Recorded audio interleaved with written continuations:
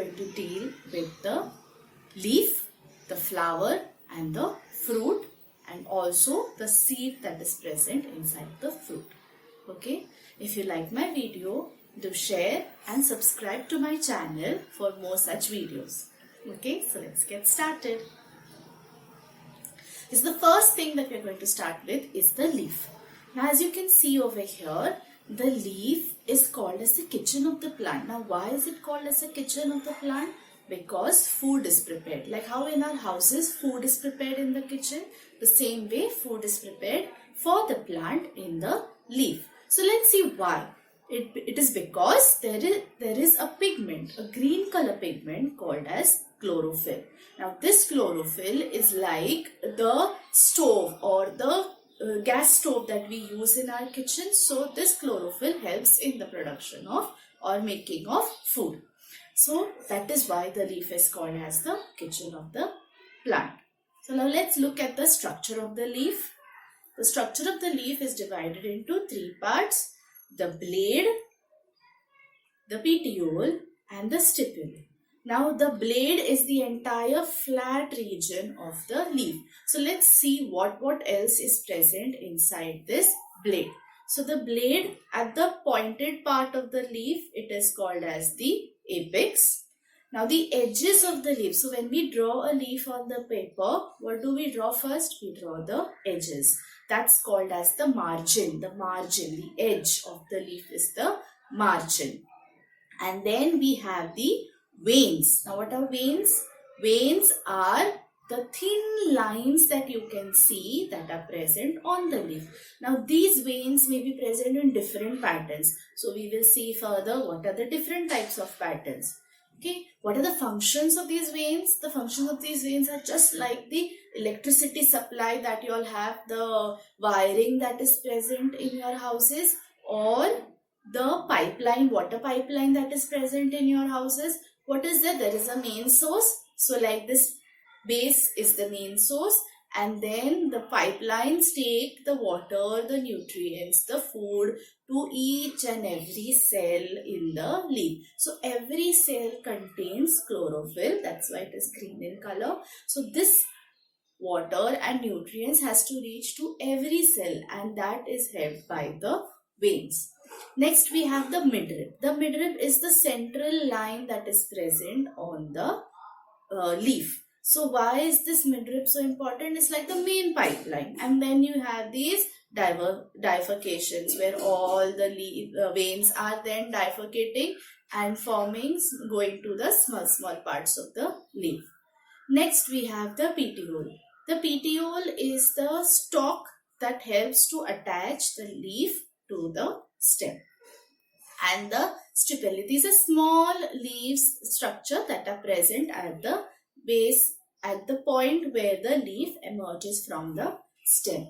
So this is, we have seen the structure of the leaf. Now let's look at the pattern that I spoke about.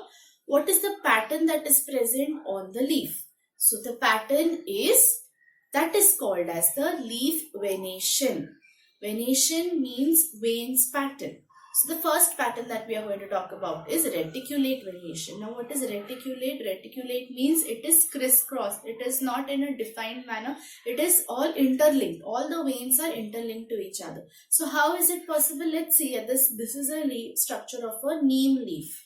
So the neem leaf has all these veins that are in a reticulate pattern. If we enlarge this leaf structure, we get this pattern over here. So you can see it's like the branches of the tree. Like there is continuous branching and all the veins are interlinked with each other. You can see these junctions over here. So such leaves pattern or such reticulate venation is seen in dicots. Now dicots are a type of seeds. Seeds are of two types, monocots and dicots. So this is dicots. Further in this video, you will understand what is the difference between a monocot and a dicot. So dicot shows leaves with reticulate venation. They look like the branches of a tree. These veins help in the conduction of food and water. So whether they are present in the reticulate venation or whether they are present in parallel venation, they have the function of conduction of food and water. So next, let us see what is the next venation. That's the parallel venation. Now if you look in the first picture, the veins or the pattern of the lines, they are starting from the base and ending up to the apex. So they are all parallel to each other. They are not intersecting. They are like your fingers. So if your fingers are all parallel to each other, so these veins are also parallel to each other. If you look over here, this is a structure of a banana leaf, or this is a picture of a banana leaf. So there is this midrib, and then there are all the veins that are parallel to each other and they are not cutting each other. So which type of plants have these? They are monocots. So seeds that are monocots, they have leaves with parallel venation and their veins are parallel to each other and they may emerge from the midvein as well. Now the next part of the plant that we are going to talk is the most loved part of the plant. We all love this part, and that is the flower. The flower is so attractive, so different. There are different colors, different shapes, beautiful fragrance. So why is this flower the most attractive part of the plant? What is its function? Its function is to attract insects. Insects, they have to come on the flower. Because of the sweet smell, because of the bright colors, they get attracted to the flower and they come and sit on the flower. Now what do they do by sitting on the flower? They have their nectar. So butterflies, if they come and sit on the flower, they will suck the nectar out. But what happens in turn, when it sits on the flower, some parts of the pollen grains get stuck to its legs. And so then it starts flying, its stomach is full, it starts flying. Now it goes and sits on another flower. It's another flower it sits, there it deposits that pollen grains. So this part of the flower houses or covers the reproductive system of the plant. So therefore there should be a way where these pollen grains have to go out of the flower. That is why insects need to come and sit on it. And for insects to come and sit on it, it has to have bright colors. It has to have a very good fragrance. Therefore, this part of the plant is the most attractive part. And it grows from the bud. So at first, it is closed in a bud and then slowly it will bloom out to form a flower. The bud is covered by a green cover called as a sepal. So here you can see this green cover, that is called as a sepal. And the colorful part of the flower is called as the petal. So this colored part, now for the example, this is a rosebud. So this pink color part is called as the petal. So the attractive part, the colorful part of the flower, that's called the petal. Now what is the function of the petal? As I said, the petal protects the reproductive organs of the flower. And what are those reproductive organs? They are the androecium and gynoecium. So let's see further what is androecium and what is gynoecium. So before that, we will just look at the structure. So here we have the petals. This is the stigma, style, ovary. Here we have the sepal. This is the receptacle. Receptacle is a structure that holds onto the flower. Then you have the filament and anther. So the structure, reproductive part of the structure, we will see further in details. So now if I divide the flower into the androecium and the gynoecium, this is the gynoecium. That's called also known as the carpels. Also, it's the female part of the reproductive organ. So here we have the stigma. Stigma is the place where the pollen grains will stick. Then we have the style. Style is a tube-like structure that connects the stigma and the ovary. So some may have a longer style, some may have a shorter style. Then here is the main part, that's the ovary, and inside we have the ovules. So the ovules are the actual part that participates in the fertilization or in the reproduction. So the ovary is like a bulb which encloses the ovules. Coming to the next is the androecium, and it's also called as the stamen, and this is the male reproductive part of the flower. So what is having? It has like an anther, a bulb-like structure on top and a filament. Now this bulb-like structure needs to be attached to something, so that's why there is this filament here. And what is present inside the anther? That is the pollen grain. How the ovules are the main structure in the reproduction? The same way the pollen grains over here of the male reproductive organs are the main structure in reproduction. So let's see in detail. So it is also called as carpel. It is made up of 3 parts: stigma, style and ovary. The stigma is a place which receives the pollen grains. The style is the tube-like structure that transports the pollen grains to the ovary. And the ovary is a bulb-like structure that contains the ovules. And here inside the ovary, fertilization takes place. So when the pollen grains and the ovules, they fuse or they join together, then that is called as fertilization. The male reproductive part is the androecium, also called as the stamen. Consists of 2 parts, the anther and the filament. Now, how is the anther? It's a rounded structure that contains the pollen grains. The anther bursts open to release the pollen grains. So, when it is mature, when it is fully developed, the anther will burst open and it will release all the pollen grains in the air. The stalk that attaches the anther to the flower is called as the filament. Next we have the fruit.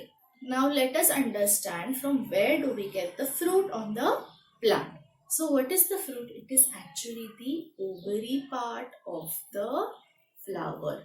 So now let us see what happens. When there is fertilization, the pollen grains stick on the stigma here, and then that is pollen grains are transferred towards the style and it enters inside the ovary. Inside the ovary there is this ovule. The pollen grains will fuse with the ovule, and then once fertilization takes place, the style, the stigma, the anthers, the petals and the sepals, they all fall off. And when they fall off, during that time, this ovary is slowly developing into a fruit, into a fleshy fruit. So let us see what part of the flower turns into which part of the fruit. So the ovary is the fleshy part, the floral tube is the center part, and the ovule becomes a seed. The ovule that is present here becomes the seed. So depending upon the number of ovules in the flower of the ovary, in the there is number of seeds in the fruit. Okay.